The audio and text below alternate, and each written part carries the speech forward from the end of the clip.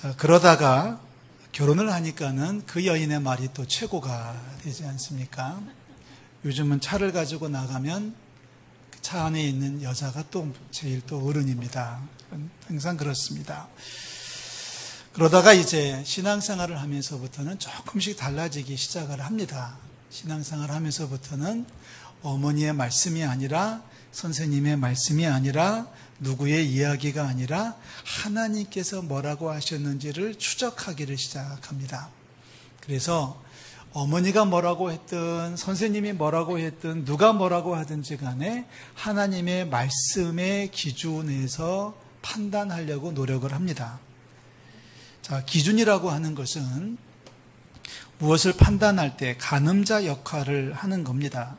긴 것과 대보면 짧고 짧은 것과 대보면 길고 그렇습니다.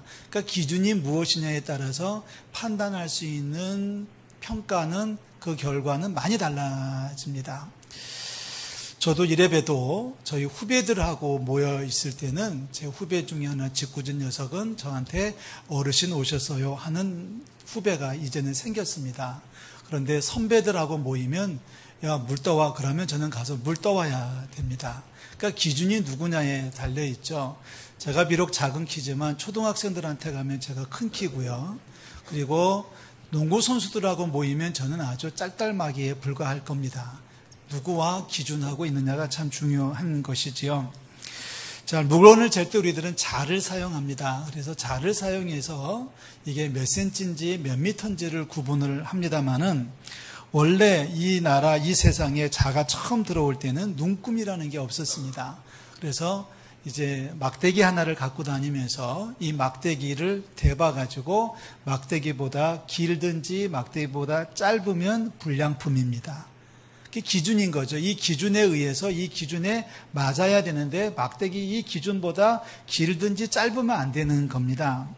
고대 이집트 사람들은 나일강에서 나오는 갈대도 이렇게 끝에는 하늘하늘하지만 밑으로 들어가면 꽤 굵은 갈대 가지들이 있지 않습니까? 그것을 잘 다듬어 가지고 그것을 잘 정리해 가지고 자로 사용했습니다.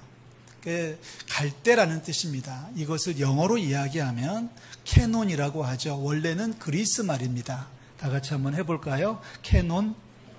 여러분 캐논 하면 언뜻 떠오르는 게 어느 회사의 카메라, 어느 사무용품이 떠오를 것입니다. 그 이유는 뭐냐면 우리가 만든 제품이 표준이란 뜻이에요. 이것보다 좋은 것도 틀린 거고 나쁜 거는 더 나쁜 거다. 우리께 스탠다드, 표준이다라고 할 때 그 사람들은 캐논이라고 하는 말을 썼는데 원래 이 캐논이라고 하는 말이 이집트 나일강에서 나오는 갈대라는 뜻입니다. 그리고 그것이 점점점 세상이 발전하면서 캐논 그러면 자, 막대기, 기준, 스탠다드라는 뜻이 되어졌습니다. 그리고 그것이 조금 더 발달을 하면서 이 캐논이라고 하는 말이 바로 성경이라는 말입니다.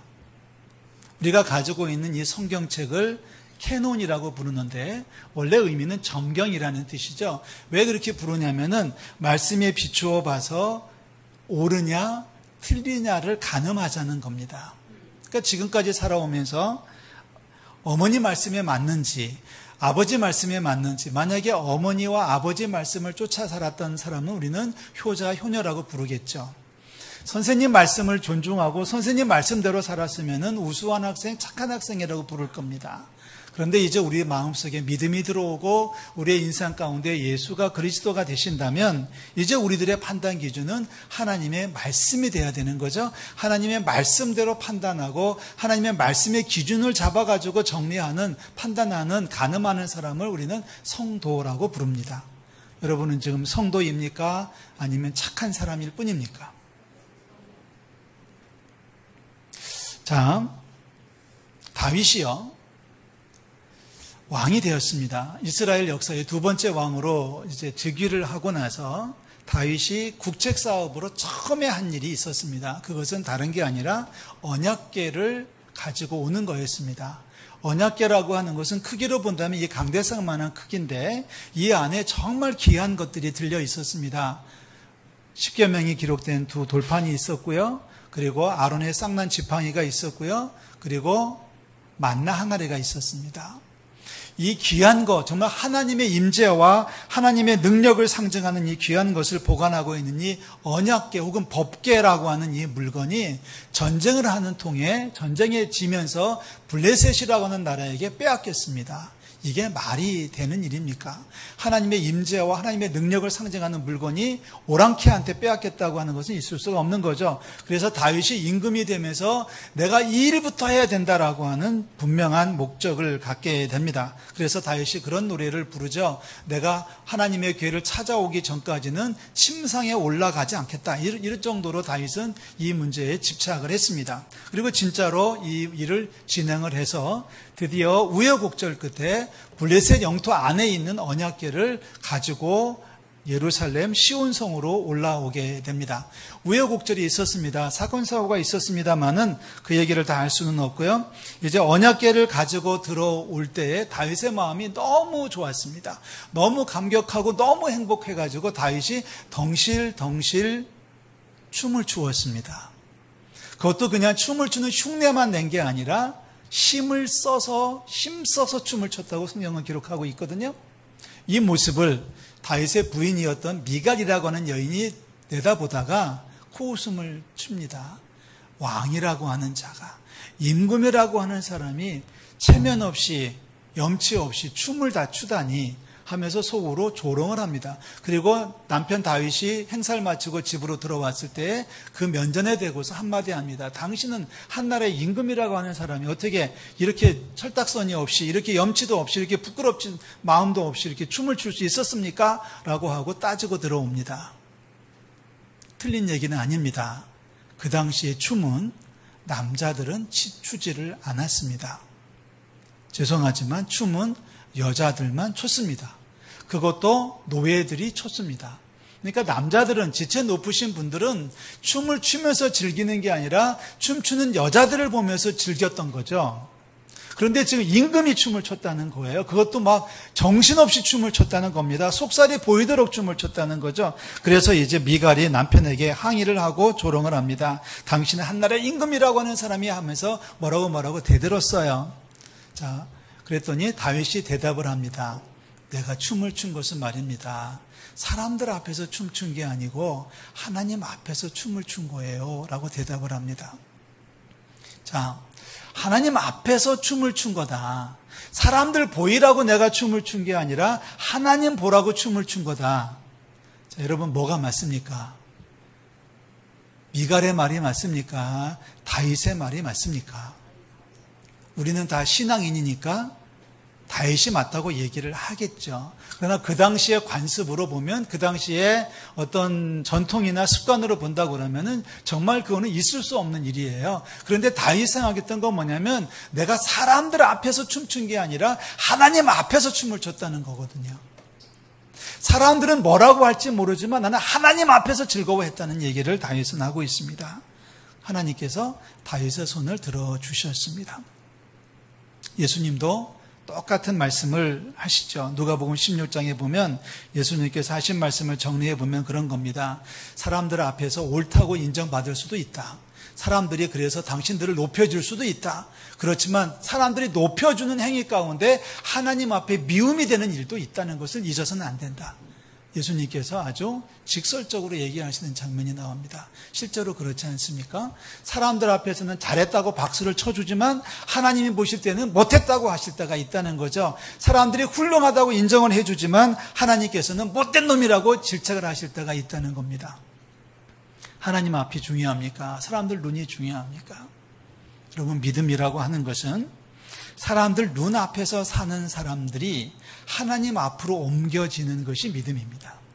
그래서 지금까지는 사람들에게 잘 보이려고 하고 있고 사람들에게 높임 받으려고 하고 있고 사람들에게 칭찬받으려고 하고 있지만 사람들에게 칭찬을 받는다 할지라도 하나님 앞에 야단을 맞을 수 있다면 내가 하나님 말씀 앞에 서겠습니다라고 결단하고 나아가는 것이 바로 믿음이라고 하는 것입니다. 여러분, 하나님 앞에서 살고 있습니까? 사람들 앞에서 살고 있습니까? 때로는, 물론 이것이 두 개가 다 일치되면 얼마나 좋겠습니까만은 때로는 하나님 앞에서는 높임을 받을 수 있을지 몰라도 사람들 앞에서는 징계를 받을 수 있습니다. 사람들 앞에서는 야단을 먹고 사람들 앞에서는 욕을 먹고 사람들 앞에서는 고난을 받을 수 있는데 하나님이 그것을 하라고 할 때가 있습니다. 여러분 그 일을 하실 수 있겠습니까? 쉬운 얘기는 아니죠. 차라리 하나님께서는 뭐라고 하시든 그것은 눈 감아버리고 사람들 앞에 박수 받는 것만 좋아하는 일을 할 때가 많이 있습니다. 그래서 우리는 그렇게 살아가잖아요. 친구들이 뭐 하자고 그러면 이거 신앙 양심상 안 되는데 친구들 핑계 대면서 어디를 갈 때가 있습니다. 나중에 물어보면 친구들이 가자고 해서, 어떤 어른들한테 물어보면 자식들이 하자고 해서, 누가 하자고 해서, 그 사람들 앞에 인정받는 거거든요. 만약에 그것을 안 하면, 그것을 거부하면 사람들이 미워하니까 하나님께서 미워하는 것보다 사람들 앞에 미움당하는 게 더 문제가 된다고 판단해서 그렇게 걸어가는 사람들이 있습니다. 다시 얘기합니다. 사랑하는 성도 여러분, 믿음이란 사람들 앞에서 살던 사람이 하나님 앞으로 옮겨지는 과정입니다. 눈에 보이는 사람들의 박수갈채가 아니라 눈에 보이지 않는 하나님의 상급을 기다리면서 나아가는 것이 믿음의 행위입니다. 오늘 성경은 그 얘기를 우리에게 증거하고 있습니다. 베드로와 요한이 어느 날 성전에 올라가고 있었습니다. 성전 문 앞에서 나면서부터 한 번도 걸어본 적이 없는 안진뱅이를 만납니다. 안진뱅이는 도와달라고 얘기합니다. 안진뱅이는 도와달라고 얘기하지만 사도 베드로는 줄 게 아무것도 없었습니다. 그런데 주고 싶어서 이렇게 얘기하죠. 은과 금은 내게 없지만 내가 있는 것이 하나 있는데 바로 나사렛 예수 그리스도의 이름으로 일어나 걸어요 라고 축복합니다. 그러니까 안진뱅이가 일어났습니다. 걸었습니다. 그런데 다들 좋아하는데 그 당시에 당국자들은 싫어합니다. 세상이 흔들리죠. 사람들의 온통 관심이 이쪽으로 치우치죠. 이러다 보니까 당국자들, 소위 말하는 그 당시에 그 예루살렘에 있던 장로님들, 장로들, 대제사장들, 서기관들, 바리새인들, 이런 사람들이, 관리들, 이런 사람들이 베드로와 요한을 체포를 합니다. 옥에 가두었습니다. 그리고 그 다음 날이 되었습니다. 공회를 모아가지고 베드로와 요한을 신문을 하기를 시작합니다. 여러분, 예루살렘의 공회라고 하는 것은 정말 무서운 겁니다. 제가 비유를 가장 간단하게 한다면 국회의원들 다 있고요. 장관들 다 있고요. 거기다가 헌법재판소 재판관 다 있고요. 대법원 재판관 다 앉아가지고 70여 명이 재판한다고 생각하시면 됩니다. 그 의리의리한 사람들이 앉아있는데 그 앞에 베드로와 요한이 붙들려 와가지고 지금 신문을 받고 있는데 베드로와 요한이 아주 담대하게 대답을 합니다. 자, 심판관들이, 공회의원들이 잠깐 베드로와 요한을 나가라고 해놓고 자기들끼리 회의를 거듭한 다음에 결론이 나왔습니다. 저 사람들이 초범이니까 처음이니까 오늘은 그냥 봐주자. 대신에 다시는 예수의 이름으로 말도 못하게 하고 가르치지 말라고 엄히 경고하자. 이렇게 결의를 합니다. 여러분 그 말씀이 18절 말씀이 있습니다. 다 같이 읽겠습니다. 18절. 그들을 불러 경고하여 도무지 예수의 이름으로 말하지도 말고 가르치지도 말라 하니. 자, 이렇게 경고를 했어요. 여러분, 이게 경고예요, 협박이에요? 제가 볼 때는 협박이에요. 만약에 이렇게 경고했는데 이 말 안 듣고 또 나가서 예수님의 이름으로 말하든지 가르치면 그때는 그냥 안 두겠다. 이런 식의 이야기를 했습니다. 이 말을 들은 베드로와 요한이 답하는 말씀이 4장 19절 말씀이에요. 다 같이 읽습니다. 19절 말씀. 베드로와 요한이 대답하여 이르되 하나님 앞에서 너희의 말을 듣는 것이 하나님의 말씀을 듣는 것보다 옳은가 판단하라. 자, 베드로의 말 대답 가운데서 맨 앞에 있는 단어입니다. 하나님 앞에서. 맨 마지막에 나오는 표현입니다. 판단하라. 이 두 말을 합친 것이 오늘의 설교 제목입니다. 다 같이 해보겠습니다. 시작. 하나님 앞에서 판단하라. 하나님 앞에서 한번 재보자는 겁니다. 하나님이 보실 때 뭐가 옳은지, 뭐가 해야 될 일인지, 뭐가 하지 말아야 될 일인지 사람들 앞에서 생각하지 말고 하나님 앞에서 생각해 보자는 거죠. 사람들은 다 박수를 칠 수 있어요. 그렇지만 하나님 앞에서 우리 판단해 보자라고 합니다. 자, 사도 베드로의 판단은 분명합니다. 하나님 앞에서 판단하면 니네들이 나를 협박하고 나중에 나를 다시 체포해서 감옥에 가둔다고 할지라도 나를 죽인다고 할지라도 나는 하나님 보실 때 나는 내 할 일을 하겠다는 겁니다. 이게 4장 19절의 메시지예요. 하나님 앞에서 판단해보자. 하나님 앞에서 한번 따져보자 라고 얘기합니다. 사람들의 눈에는 불쌍하게 보일지라도 하나님께서 상을 주신다. 이게 베드로의 믿음이거든요. 여러분, 예수님 인간적인 눈으로 보십시오. 사람의 눈으로 보십시오. 지나가는 사람들이 예수님이 십자가 달려있는 그 현장을 지나가면서 뭐라고 했는지 아십니까? 고개를 흔들면서 저 못된 녀석 이랬습니다. 십자가에 달려 계실 때에, 거기서 마지막 임종의 순간을 겪으실 때에 지나가는 아기 엄마가 아기를 끌고 아기의 손목을 붙잡고 걸어가면서 뭐라고 했는지 아십니까? 너 엄마 말 안 들으면 저렇게 돼 라고 얘기했습니다. 조롱, 천시, 멸대입니다. 너 선생님 말 안 들으면 학교 가서 열심히 공부 안 하면 세상에서 너 맨날 놀고 먹으면 너 저렇게 너도 처형당할 거야 라고 했던 게 바로 예수님을 가르치면서 했던 손가락질이에요. 그러니까 사람들의 눈으로 볼 때 예수님은 정말 형편없고 불쌍하기 짝이 없고 패배자입니다. 루저입니다. 사람들의 눈으로 볼 때는 그렇다는 얘기예요. 근데 여러분, 하나님 앞에서 보십시오. 하나님 앞에서 예수님은 승리자입니다. 할렐루야. 저와 여러분들을 죄에서 구속하시기 위해서 그 크신 사랑을 이루시기 위해서 마지막 죽음의 순간까지도 기도하셨던 예수 그리스도의 십자가 사건입니다. 하나님께서 보실 때는 잘했다 내 아들아. 하나님께서 그를 안아주시고 맞아주셔서 천국에서 하나님 보좌 우편에 계신 줄로 믿습니다. 사람의 눈으로 볼 때는 패배자지만 하나님의 눈으로 볼 때는, 하나님 앞에서 볼 때는 예수님처럼 멋진 인생이 없는 거잖아요. 베드로가 얘기합니다. 우리들 보고 입 닫고 살라고? 당신들 앞에서 입 닫고 살라고? 베드로가 뭐라고 그래요? 하나님 앞에서는 나 입 못 닫아. 하나님 앞에서 나는 살아야 되겠어. 나는 니네들이 협박하는 것보다 하나님의 말씀대로 나는 살아야 돼 라고 말하면서 당당하게 외쳤던 사람입니다. 그 베드로가 몇 년 후에 베드로의 전서라고 하는 편지를 씁니다. 베드로가 베드로 전서와 후서를 기록할 때는 진짜 어려웠던 시절입니다. 여러분 지금 편안하게 예배하고 계시죠? 의자도 있고 에어컨도 있고 뭐 졸아도 누가 뭐라고 안 하고 끝나면 밥도 주고. 베드로가 살던 그 시대에는 이게 있었던 시대입니다. 믿는 사람들을 체포해서 운동장 가운데 세워놓고 어떻게 할까 하고 물으면 백성들이 막 일하면 황제가 손가락으로 내려쳤습니다. 그러면은 군인들이 문을 열면 사자들이, 들개들이 뛰쳐나와가지고 믿는 자들을 물어서 잡아 먹었습니다. 죽인 게 아니에요. 잡아 먹었습니다. 그냥 확 물어가지고 죽인 게 아니라 시신을 하나도 남김없이 다 먹어 치웠습니다. 그러한 시절에 베드로가 편지를 쓰는 거예요. 고난당하는 그리스도인들을 향해서 말합니다.